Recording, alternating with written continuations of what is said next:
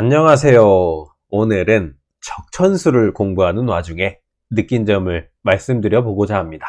사주의 묘지라고 하는 글자는 한 계절의 마지막을 뜻하고 마무리를 한다는 뜻에서 속칭 묘지로 들어간다라고 사용하기도 하는데요. 그러니까 진술충미는 죽음 또는 끝이라는 단어에 어울리는 글자라고 할 수 있겠습니다. 회광, 반조라는 말이 있죠. 촛불이 꺼지기 직전이 가장 밝게 타오르는 것을 이르는 말입니다. 어린 시절이 생각나는데요.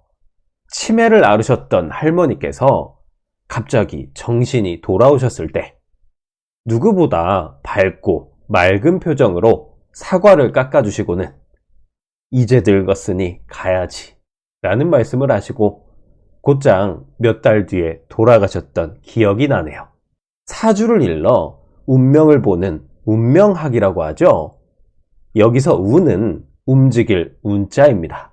오늘은 이런 거스를 수 없는 시간의 흐름들, 즉 운명에 대해 말씀해 보고자 합니다. 적천수는 우주가 갖춰진 뼈대를 이른바 삼원으로 이야기합니다.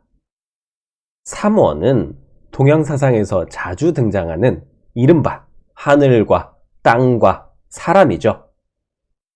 역학에서는 이를 각각 천간과 지지, 지장간으로 표현합니다.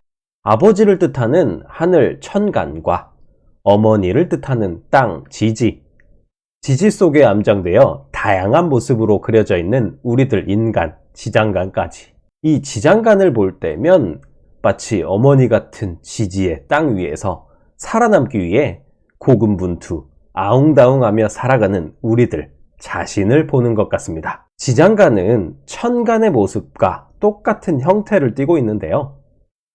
그렇다면 우리들 인간, 지장간이 누구인지 알아보기 위해 천간의 특징을 이해해야 하겠습니다. 먼저 적천수에서는 천간의 특징에 대하여 이렇게 기술하였습니다. 오양종기 부종세, 오음종세 무정이.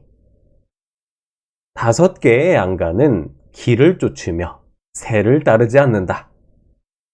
5개의 음간은 새를 따르므로 정과 의리가 없다. 양간과 음간의 특징에 대하여 나타낸 설명인데요. 5 양간, 그러니까 간목, 병화, 무토, 경금, 임수는 새로운 세력에 따르지 않고 기세와 의리가 있으며 음간인 을목, 정화, 기토, 신금, 개수는 정과 의리가 없고 배신의 고드를 담은 것처럼 쓰여져 있죠. 그렇다면 실제 임상적으로도 맞는지 자연학에 걸맞게 계절의 변화를 통해 살펴보겠습니다. 봄을 뜻하는 목기운을 살펴본다면 양력으로 2월인 인월, 3월인 묘월, 4월인 진월이 있겠는데요. 양간, 간목은 씨앗이 발아에서 새싹이 터져나오는 것처럼 강한 기세를 펼쳐서 2월과 3월까지 강력한 목기운을 뽐냅니다. 반면에 음간, 을목은 3월의 중심부부터 등장하여 간목이 그동안 흩뿌렸던 목기운을 정리정돈하기 시작하는데요. 특히 4월인 진월에 을목은 그동안 간목이 펼친 기운을 모두 거둬들이면서 다음 계절인 화기운을 준비하게 됩니다. 이때가 적천수의 문구처럼 음간인 을목이 다음 계절의 기세를 따라가는 것입니다. 음기운인 을목이 다음 계절의 세력을 따라가지 않으면 어떻게 될까요? 당연하게도 여름이 오지 않겠죠.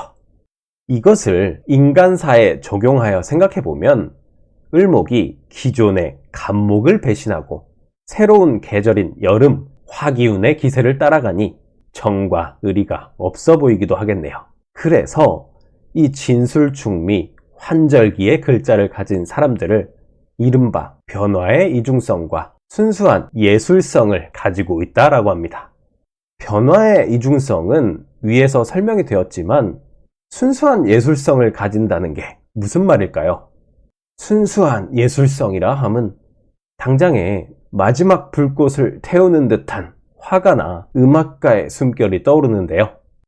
결론부터 말씀드리자면 진술충미는 다음 계절을 위해 가장 찬란하게 타오르는 순간이기 때문입니다. 이전에 홍염살 편을 기억하시나요? 홍염살이 특히 연예인들이 많이 가지고 있는 화려한 힘으로 불리우는 이유는 확실한 정체성으로 생존을 받으며 아이돌처럼 스포트라이트를 받는 구조에 있다고 말씀드렸는데요. 진술충미도 그 원리는 비슷합니다. 그 증거를 진술충미 각 글자의 지장간 안에서 살펴볼 수 있는데요. 봄의 진토 속의 을목은 개수의 생을 받고, 여름 미토의 정화는 을목의 생을 받으며, 가을 술토의 신금은 정화의 극을 받으며 재련되고, 겨울 축토의 개수는 신금의 생을 받는 구조로 이루어져 있습니다. 제각기 마지막으로서 가장 찬란하고 순수한 빛을 내는 것입니다. 저와 같이 사주를 공부하는 분들은 왕지가 가장 순수한 기운이라고 인지하고 계실 텐데요. 계절의 마지막 글자인 진술충미는 어쩌면 왕지보다도 더 맑고 순수한 기운으로 볼 수 있겠습니다. 다음 계절로 넘어가기 전 가장 밝은 빛을 내며 타는 양초처럼 회광반조하니까요. 이 글자들은 가고 싶지 않지만 다음 계절로 넘어간다는 것에 대한 아픔도 있겠는데요. 마치 소중한 것을 놓아야만 하는 상황 또는 죽음을 받아들여야만 하는 상황을 나타내는 것만 같죠. 따라서 타인에 대한 공감과 연민, 인내심과 사려 깊은 마음들이 발달되어 있습니다. 그래서 과거엔 진술충미 글자들을 가진 사주들을 스님, 무속인, 기생, 역학자 등의 팔자로 부르곤 했습니다.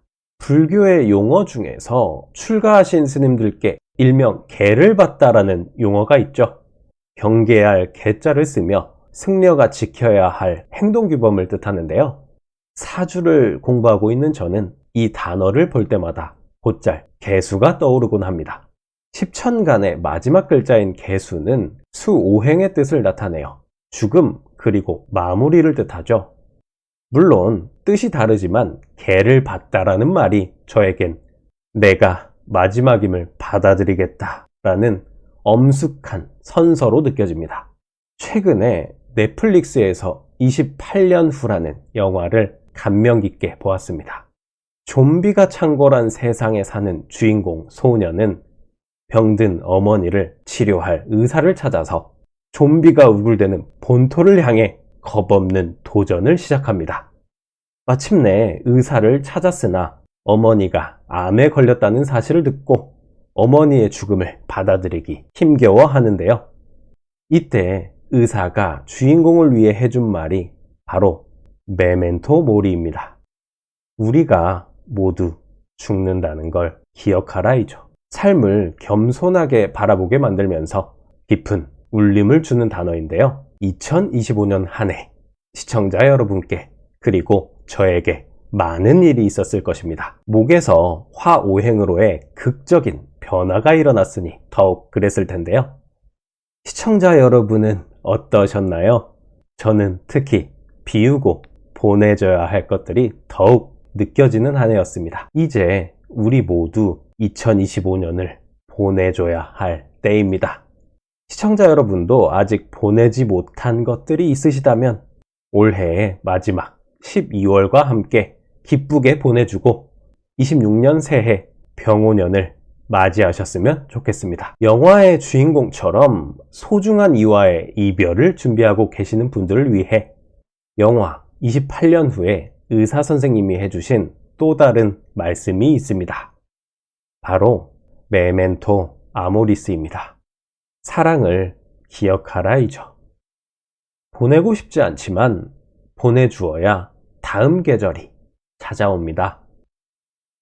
그리고 계절들이 돌고 돌아야 또다시 봄을 만날 수 있겠죠. 그때까지 사랑하고 기억하고 있다면 말입니다. 한 해를 마무리하며 되돌아보니 많은 분들의 도움을 받은 것 같습니다. 특히 항상 부족한 영상 시청해 주셔서 감사합니다. 시청자 여러분의 사랑을 항상 기억하겠습니다. 이번 영상 제작에 도움을 주신 유튜버 버들글씨 선생님께도 대단히 감사드립니다. 이제 가봐야겠네요. 새해 복 많이 받으십시오. 운을 타다 였습니다.